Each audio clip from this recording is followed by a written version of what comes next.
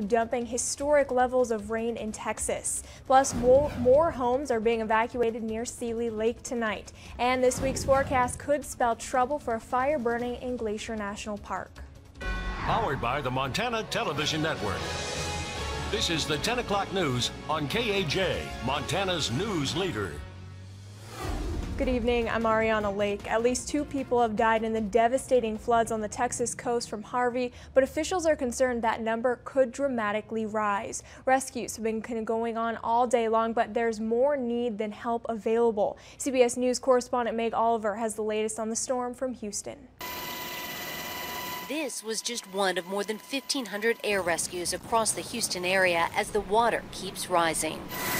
U.S. Customs agents and the Coast Guard plucked residents from the roofs of their flooded homes. And there were many more rescues by high water vehicles and boats, a good portion of them operated by civilians. You need help, come out! Thousands have been rescued so far, and they include the most vulnerable, the disabled, the elderly, children, and babies. Nobody's kept count. The count isn't the important thing. It's getting people out of dangerous situation. Those awaiting rescues are pleading for help on social media. Relatives of a family of 6 say they died when their van was washed away Sunday, which officials are still trying to confirm. The water took them. The water took the whole van and went into a ditch. My uncle jumped out. National Guard ran over there, tried to open the doors. They couldn't get the doors open. All my nieces and nephews drowned. The entire National Guard in Texas has been mobilized, a total of 12,000 in the area to help. They'll also be managing the evacuees, like 7-year-old Jesus, who has cerebral palsy and hasn't eaten in a day. His machines got wet, his medicine got wet, so he already had 3 seizures. That's very intense for her, but all we can do is wait. Wait for food, for comfort, and for the rain to stop. Meg Oliver, CBS News, Houston. The Red Cross of Montana is on standby to send members to Texas to help with this response. The organization is asking Montanans who want to help those affected by the hurricane to make financial donations. One way you can donate is by visiting redcross.org. You can also call 1-800-RED-CROSS or text Harvey to 90999 to make a $10 donation. The Montana Red Cross is also accepting checks. And Mother Nature definitely turning up the heat here in northwest Montana. For more on our current conditions and what we saw today, check in with meteorologist Russ Thomas. Russ? Yeah, definitely hot, especially in areas like northwest Montana. We saw high temperatures in the mid to even upper 90s in a couple of spots. Even warm right now. Again, we got low to mid 80s. Troy, Thompson Falls, St. Regis, mid 70s areas like Kalispell, Polson, 78 right now. Missoula, 77 in Seeley Lake. One of the things that we saw today, temperatures warmed up, and then we saw clouds move overhead. And so what's happening now is it's taking a little time for those temperatures to drop. Eventually we'll be in the 40s and 50s for lows, and we'll have your complete forecast and what looks like another hot and smoky Tuesday coming up. Thanks, Russ. New evacuations tonight for about 580 homes near Seeley Lake threatened by the Rice Ridge Fire. Those were issued by the Missoula County Sheriff's Office. We have that extensive list on our website. The Seeley Lake waters are also closed for the 2nd time this summer because of this fire. The closure issued by Montana Fish, Wildlife and Parks is effective immediately. It applies to all recreation, including boating, swimming, wading, and fishing. Officials say the closure will be in place until fire crews no longer need to use the lake for suppression efforts. And the lightning-sparked Gibraltar Ridge Fire is now 27% contained. The latest fire management reports detail that hand crews spent today finishing burnout operations that started over the weekend. They'll continue to mop up the fire perimeter. Fire has now burned more than 5,000 acres. And the Sprague Fire burning on the east side of Lake McDonald shows no signs of letting up. And tonight, specialists tell us the hot and dry forecast does not come as good news for crews. This fire has been burning for more than 2 weeks. It has torched about 1,500 acres. According to officials, crews are having trouble getting boots on the ground because of the steep, rocky terrain where this fire is burning. Resources remain at the Sperry Chalet in case a fire makes a run in that direction. While this fire hasn't substantially grown recently, fire officials tell us upcoming weather may feed the flames. With the weather forecast that we're seeing, we expect that activity to probably increase in the next couple of days. Isolated light showers and dry thunderstorms are a possibility tomorrow late afternoon, lingering overnight Tuesday, and then Wednesday has our best chance of showers and thunderstorms. So that all has the potential for increasing fire activity. So far the fire has has behaved as expected, and so we're hoping that will be the continued situation.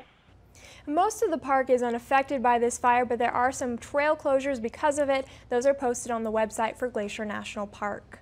Brand new tonight at 10, you have a chance to weigh in on the Flathead County budget before commissioners vote on it this week. On Wednesday, the Flathead Valley County Commissioners will meet for final consideration and approval of the 2018 fiscal year budget. This budget is set at $90.3 million, which is $1.7 million lower than last year, mainly because of two major construction projects that were recently completed, South Campus Building and the county attorney offices in the jailhouse. County Commissioner Mike Pence tells us that the county's valuation has an average increase of about 8%. However, that doesn't necessarily mean that property taxes will increase.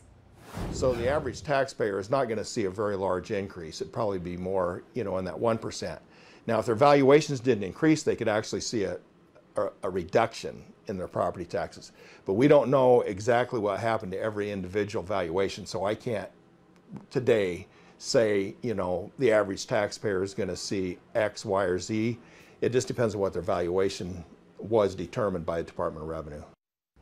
So what's next? Well, there will be a public hearing that will be held at 9 a.m. on Wednesday. It's in the Commissioner's Chamber to fully disclose the budget plan before they vote on it.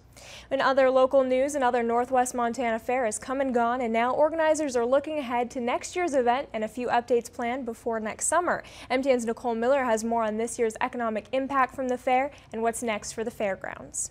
Nearly 80,000 people attended the Northwest Montana Fair and Rodeo this year. That's up by about 4% from last year. Over the course of the 5-day event this year, entertainment, sales, parking, and carnival ride gross all also saw an increase. I think the biggest important thing is that the people really enjoyed and valued what we put together this year, and that is pleasing for us. That really is. Fair manager Mark Campbell says one of the biggest shows of the generosity of the community was the success of the market livestock sale. We had over 260 head of livestock that the 4-H and FFA members raised for our junior livestock sale process.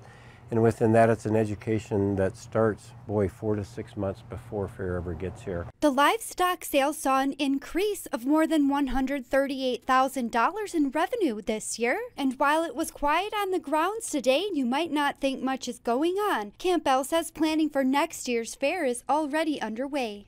The south entrance of the grandstand area is where you're going to see one major update. Currently, you have to walk through this stairwell to get in or out of the building, but by next year, it'll be completely ADA compliant and wheelchair accessible.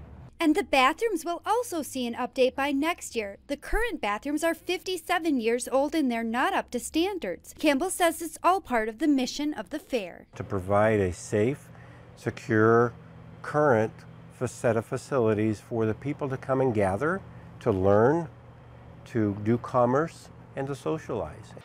In Kalispell, Nicole Miller, MTN News.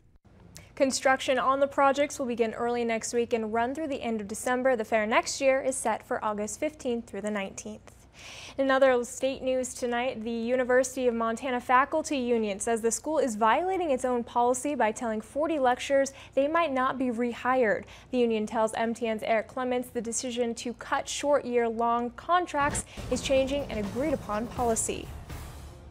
Lecturers have always been offered annual contracts until right now.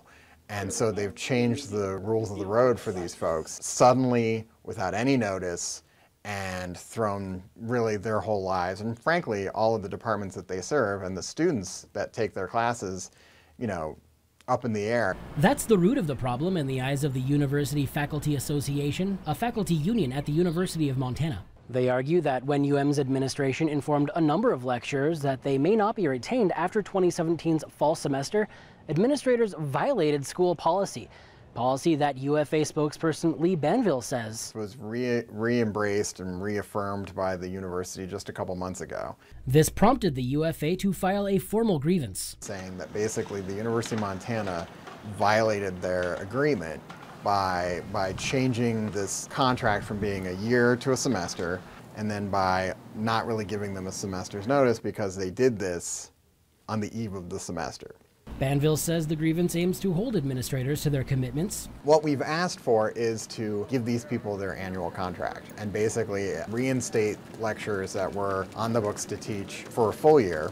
According to Banville, the UFA wants to work with administrators to reach a solution that works for all parties. Banville worries that UM's actions set a dangerous precedent and could strain future relations between administration and faculty. This lecturer issue really raises questions about their willingness to stick to the agreements that have been made between faculty and the administration.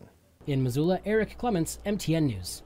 The University of Montana administration released a statement on the matter saying the school's president is reviewing the grievance and will provide a response accordingly. And coming up on your 10 o'clock news, Russ says some folks could hit close to 100 degrees in western Montana this week. Plus, we begin a multi-part series examining changes to the state's correctional system. That story is still to come on KAJ.